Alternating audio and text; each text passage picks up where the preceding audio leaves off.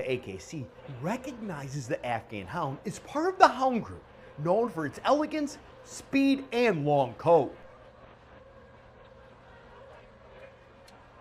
The AKC breed standard describes the Afghan Hounds as dignified, independent, and aristocratic, with a long flowing coat, a curved tail, and a slender athletic build.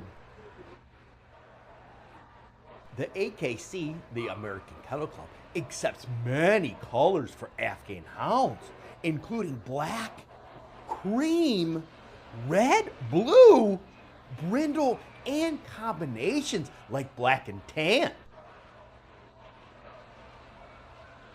Reputable Afghan Hound breeders can be found through the AKC Marketplace, Afghan Hound Club of America, and breed-specific organizations.